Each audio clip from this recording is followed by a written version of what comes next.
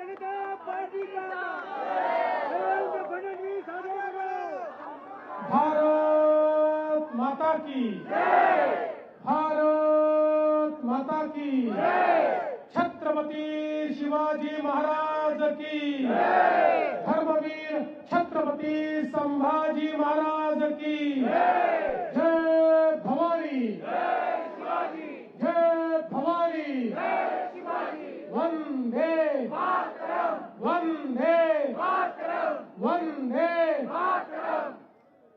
आजच्या विजय उत्सव प्रसंगी आपल्यामध्ये उपस्थित असलेले आपले महाराष्ट्राचे अध्यक्ष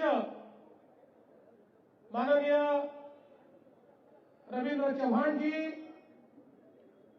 मंगल प्रभात लोढाजी, नार्वेकरजी,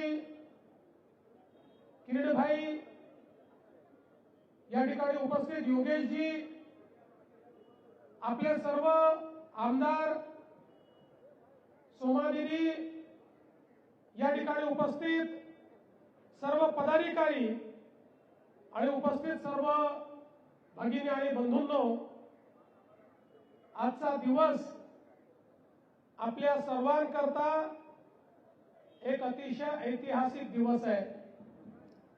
मी बंगालमध्ये जेव्हा गेलो होतो, मला पत्रकार परिषदेमध्ये तिथल्या एका पत्रकाराने विचारलं की ममता दीदी म्हणतात भारतीय जनता पार्टी आणि त्याचे नेते हे बंगालच्या बाहेरचे आहेत, बाहेरचे लोक येऊन या ठिकाणी मत मागतात, यावर तुमचं मत काय आहे?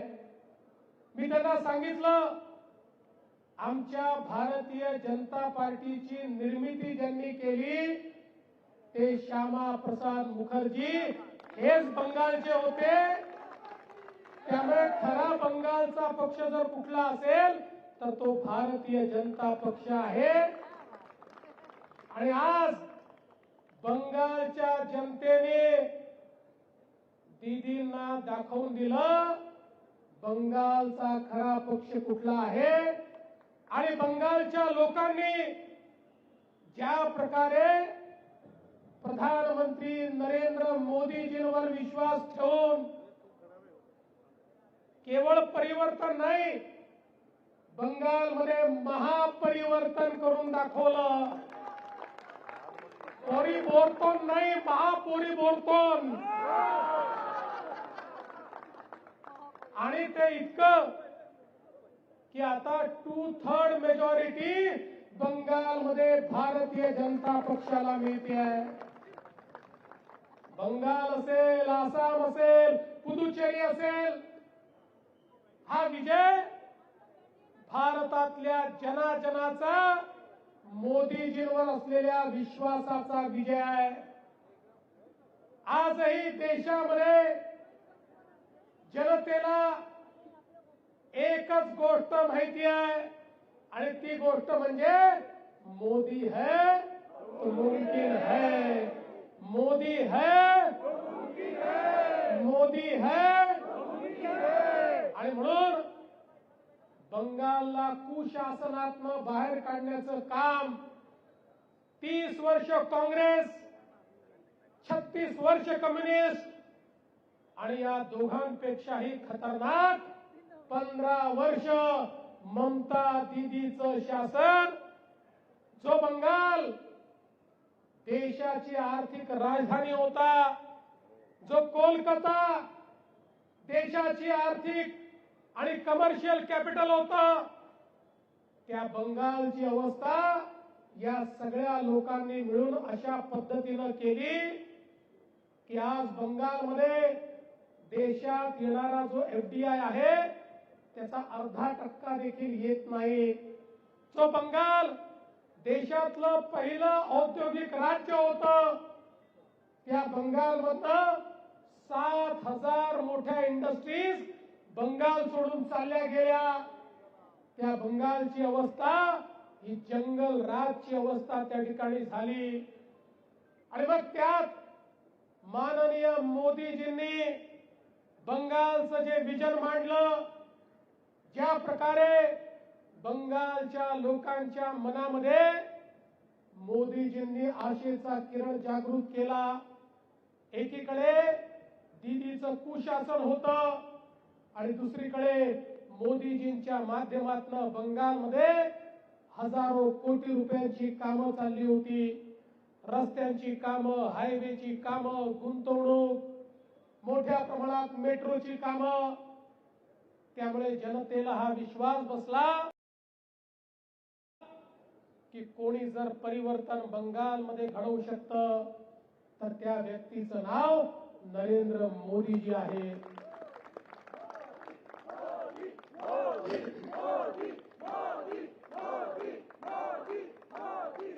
मोदीजींवरचा विश्वास आज जनतेनं मतपेटीमध्ये दाखवलेला आहे. आणि त्यासोबत आपले मास्टर स्ट्रॅटेजिस्ट, ज्यांना आधुनिक राजकारणामध्ये चाणक्य म्हणून ओळखलं जातं, ते अमित भाई शहा यांनी ज्या प्रकारे ही योजना तयार केली आणि अर्थातच आपलं शुभ नेतृत्व, ज्यांनी पक्षाची सूत्र हातात घेतल्यानंतर पहिल्याच निवडणुकीमध्ये आपल्याला प्रचंड मोठा विजय मिळाला, ते आपले अध्यक्ष नितीन नबीनजी. भारतीय जनता पक्षाची सगळी टीम आणि बंगालची देखील आपली टीम, बंगालचे प्रदेश अध्यक्ष असतील, आपले नेते शुभेंदू अधिकारी असतील, या सगळ्या लोकांचं मी मनापासून अभिनंदन करतो. त्यांना मनापासून धन्यवाद देतो. कारण बंगालचा विजय हा केवळ एका राज्याचा विजय नाहीये.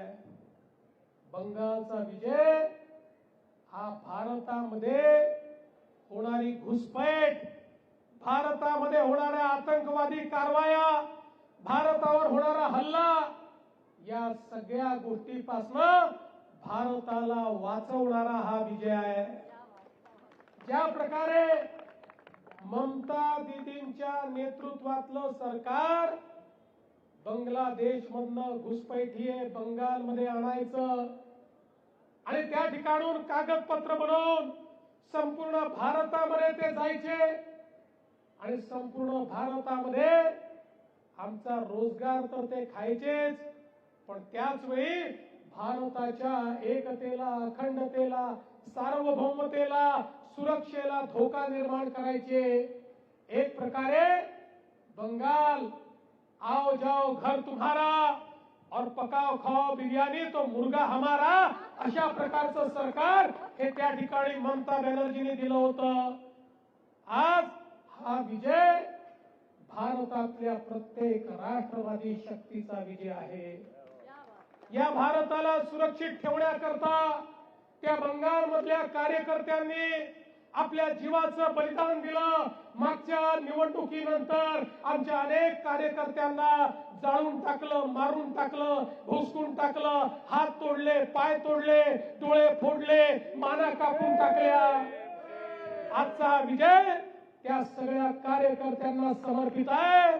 ममता दीदी, तुम्ही किती अत्याचार केलात तरी भाजपच्या कार्यकर्त्याला तुम्ही थांबवू शकत नाही, हे दाखवणारा हा विजय आहे.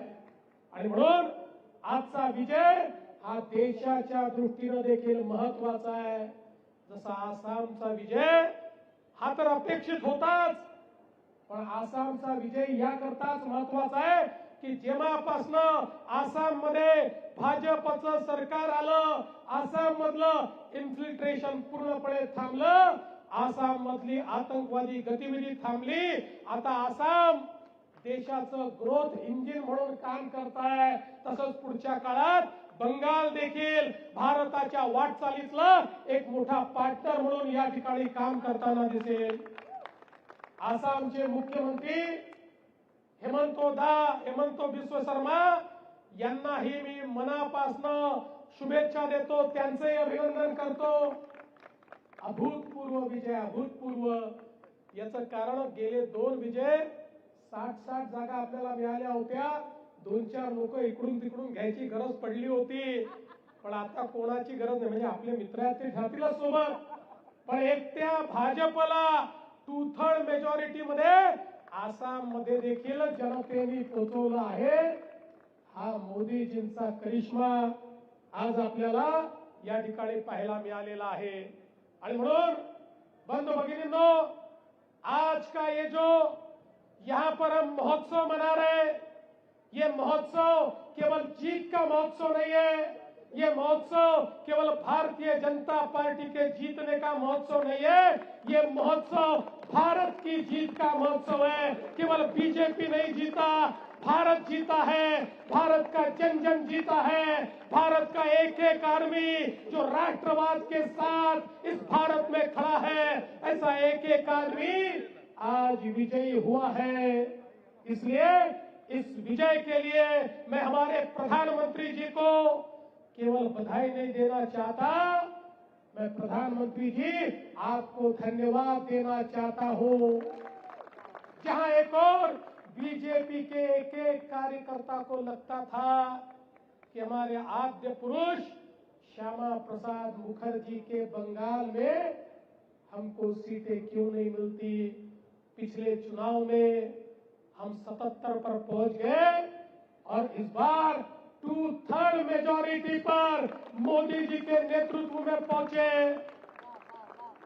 मैं मोदी जी को धन्यवाद इसलिए भी दूंगा कि भारत की सुरक्षा के लिए 200 भारत माता की, भारत माता की. ये तो बहुत बड़ा खेला हो गए.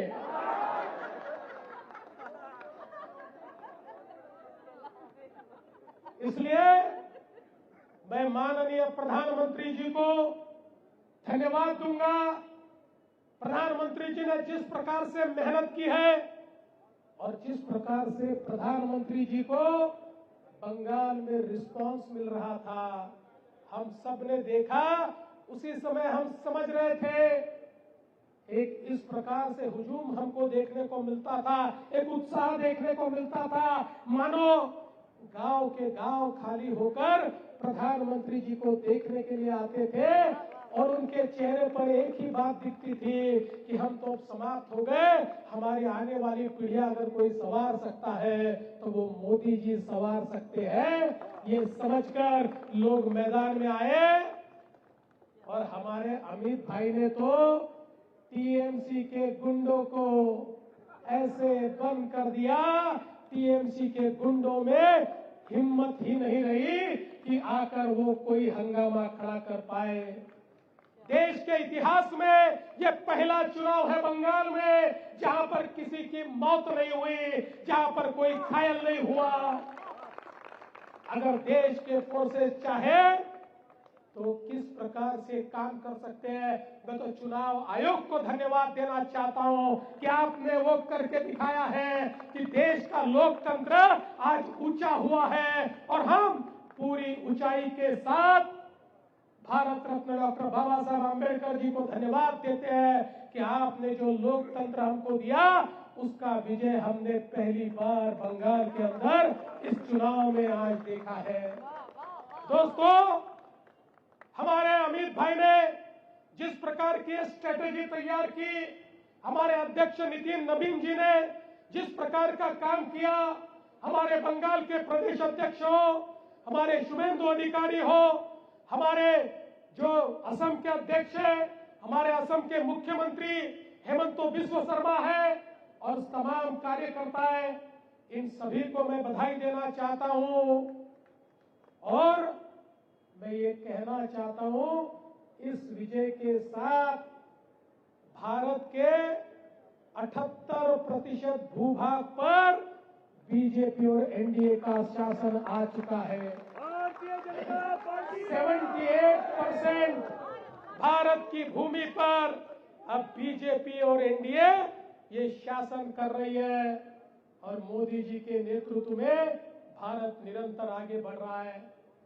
अब मुझे पता है अब हमारे कम्युनिस्ट तो सारे राज्यों से आउट हो गए, लेकिन बंगाल की हार के बाद अब आश्चर्य मत मानना कि आज या कल ममता दीदी प्रेस कॉन्फ्रेंस करेगी और ईवीएम पर ठिकरा फोड़ेगी,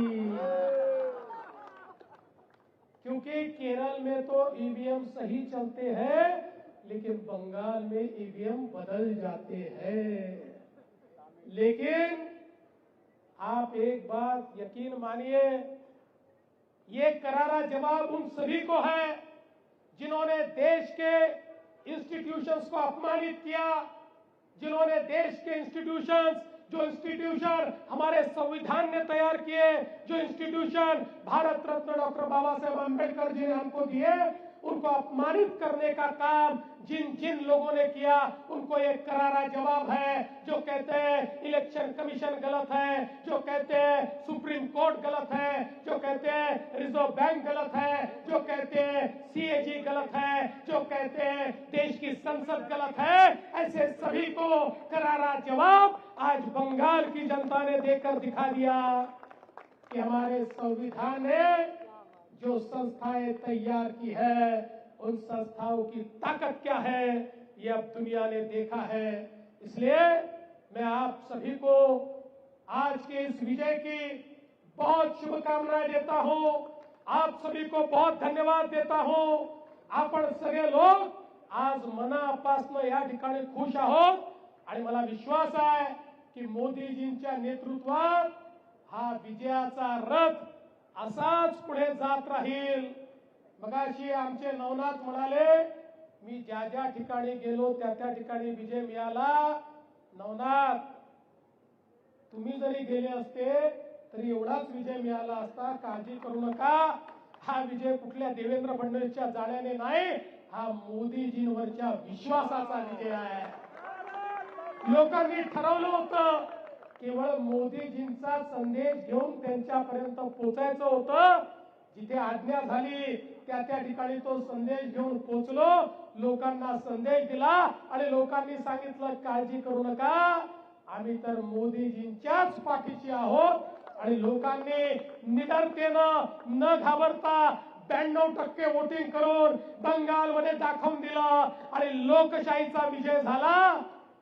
आता उद्या सकाळी 9 वाजता पुन्हा लोकशाही पराजित झाली असं जरी आपल्याला ऐकायला मिळालं तरी देखील गांजा कुठे मिळतो हे मला सांगा। मी गृहमंत्री आहे, त्याच्यावर कारवाई केल्याशिवाय राहणार नाही।